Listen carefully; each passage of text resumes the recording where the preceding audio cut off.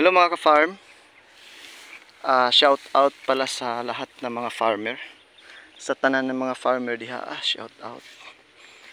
So, nata diri karon. Actually kini akong gi-picture sa inyong humay dili ni ako So, tungod kay ang ako ang humay nasa ano pa lang those stage o hindi pa siya ganito ka hinog. So, pinapakita ko lang sa inyo, katabi lang pala yung sa akin mga ka-farm. Ito yung ang variety nito is IC RC436. Ginawa namin tong binhi. Maganda naman yung tubo niya at pang bungan niya. Kaso lang hindi naman naaatakihan ng maraming hindi naman masyado madami or daghan ang atake sa stem borer.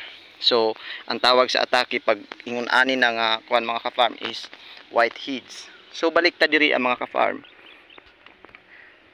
Sa i-flex ko sa inyo tong sa neighbor ko. Silingan ko na palay.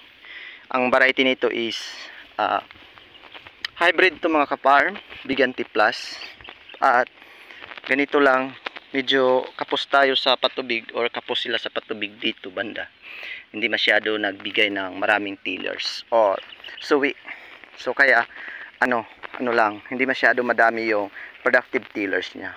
Pero fortunately maganda yung pinakita o gipakita nga bunga ni Biganti Plus sa ngayong season na to mga ka-farm. Pero may napansin tayong ganito, siyempre natural yan mga ka-farm. Yan tinatawag na false mat o yan, sanhi sa fungus. So yan, maraming false mat at saka punta pa tayo doon hindi naman masyado ilibot natin to mga ka-farm dahil hindi naman to sa atin. Pinapakita ko lang sa inyo yung variety na itinatanim nila. Pala siya, may kunting false mat, pero sabi ng iba yung mga kasabihan nila kapag yung false mat ay makikita na sa ating palayan or humayan, sabi nila abuton daw daghan daw abot ang atong humay or atong ani karon. Pero ambot lang kung tinuod ba na or basta lang maunay lang ingon. So mas maganda gyud or nindot yun di ay nga magtanom taog hybrid. Basta hatagan pod sa insaktong mga ka-farm. Ito. Kahit hindi tayo nagpaalam mga ka-farm. Shout out pala sa may-ari nito si Gary Glenn de Lupiri shout out.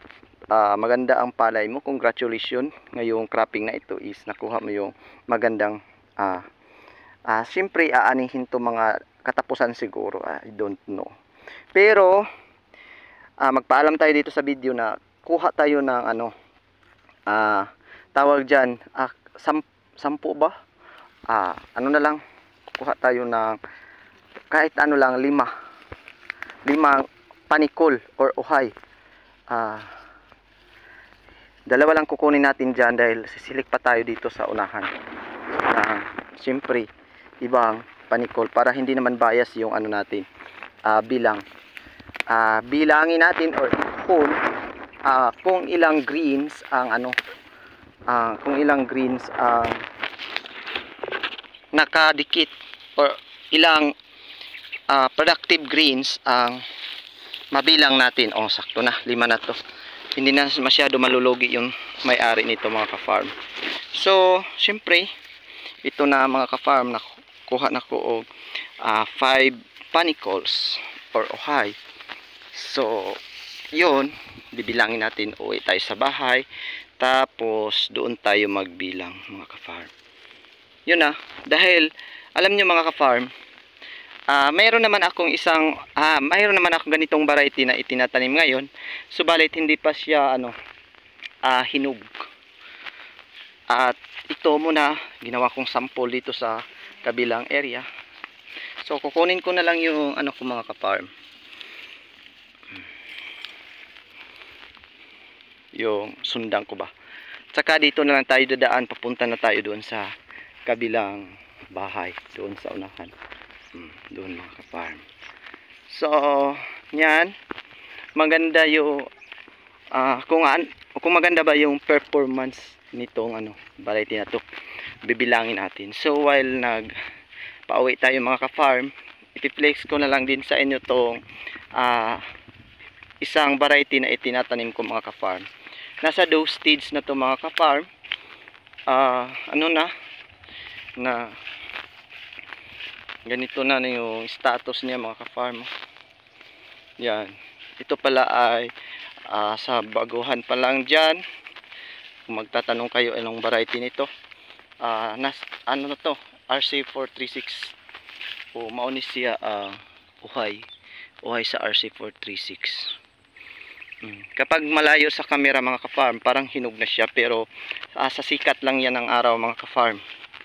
Pero ang totoo ay birdie pa yan mga ka-farm, kapag malapitan sa camera. Yan, ganito ang kaniyang hindi naman mabibitin sa panikol.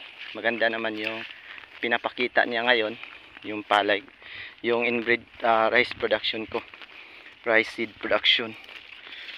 Yan, nagawa ako ng 1.5 lang tong seed production namin mga ka-farm, dahil naman nagtanim naman yung 1.4 ko is 1.5 pala ay ginawa kong commercial, at doon kami kukuha ng pangkonsumo. At saka yun, may nakita pa tayong false mat. Yun, balikan natin, doon ako kukuha ng konsumo, at saka syempre yung panggastos. Kasi yung seed production mga ka-farm, matagal pa yung bayadan, dahil government naman ang magbabayad. Tapos yun, kaya kung bakit kayo baka magtatanong kayo mga ka-farm, mangutana mo nung nag-seed production mi, tungod kay grabe ka nung naaging cropping, last cropping, nako, grabe ka barato ang fresh harvest na bintahan sa palay. Pero sa ngayon mga ka-farm, maganda naman yung bintahan. Sabi ng iba ay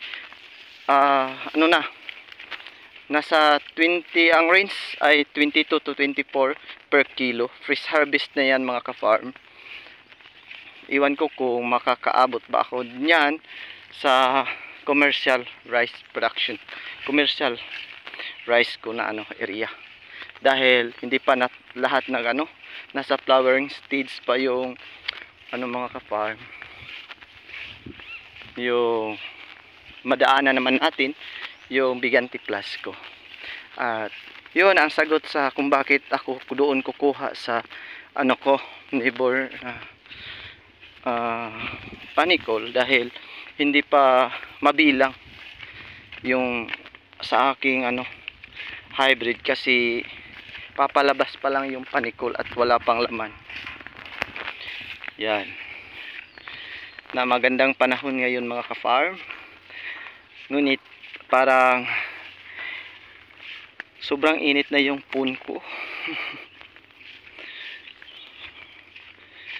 Yan, hanggang dito mga ka-farm, yung nakikita nyo tawag dyan, yung parang may line na yan, yung hybrid ko.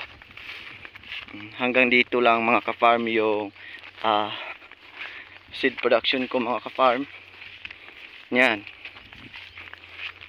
Kung bakit ako mga ka-farm, dahil malaki yung kita sa seed production, kaso lang matagal yung bayadan. Yun, ganito na, hindi pa lahat lumabas yung panicol dito sa hybrid. Ito, kaya nandito ako ngayon. Kaya mga ka-farm ay nagkuha ko sa pang-sample ba na panicol doon sa silingan ba, upang bilangin natin kung maganda ba yung number of kuan per panicol, ilan ang average sa niya sa bawat tawag dyan, sa bawat panicol. Yun mga farm. Ganito lang ang status ng hybrid ko dito mga ka-farm. Kahit naman may deep well kami o may source sa tubig, hindi naman agad makalabas yung tubig kapag walang krudo. Kasi yung nakaraan hanggang ngayon nga ay sobra pa at malaking Grabe, ang laki ng presyo sa krudo ngayon sa amin. Dito iwan ko dyan sa inyo mga ka-farm kung maganda ba yung krudo dyan. Maganda ba yung tawag dyan, mababa ba yung krudo sa inyo. So ganito mga ka-farm, ito punta ko doon sa bahay kasi doon ko i-upload sa kay nanay na bahay mga ka-farm yung ko, itong Premiere to. Yan, ganyan pa mga ka-farm. Yung naanin na ang sitwasyon diri, dili pa tanan nakagawas gyud, as in grabe. Ang variety na ani is Biganti Plus mga ka-farm, hybrid ni hindi pa lahat nakalabas yung bunga mga ka-farm. Kailangan pa to na kakain ng krudo, foliar, marami pang dapat kakainin nito mga ka-farm, di ba? So thank you so much for watching mga ka-farm. Isang na bilangin ko ito pagdating ngayon sa aming bahay. So yan, libot ko muna kayo dito hanggang sa yan, ito na hybrid ko 1.5 hatong hybrid ko mga ka-farm.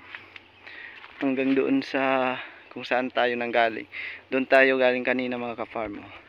Tapos yan, nako, grabe pala tong hybrid na hindi pa lahat nakalabas mga ka-farm. See, grabe tingnan nyo mga ka-farm. Sana ay ganito din ang resulta sa kinuha kong panikultong bunga nila mga ka-farm. At sana walang calamity, walang kalamidad ang mga ka-farm, para malaki yung yield natin. Sana walang malakas na hangin, ihip ng hangin, kasi nako grabe mga ka-farm, kawawa naman tayo mga farmer. So yun lang mga ka-farm, thank you so much for watching, bye bye. Dahil ako ay magbibilang na mga ka-farm sa kinuha ko, ninakaw kong tawag dyan, ninakaw kong panikol or ohay. So that's it, this is Bidasta Farm, bye bye.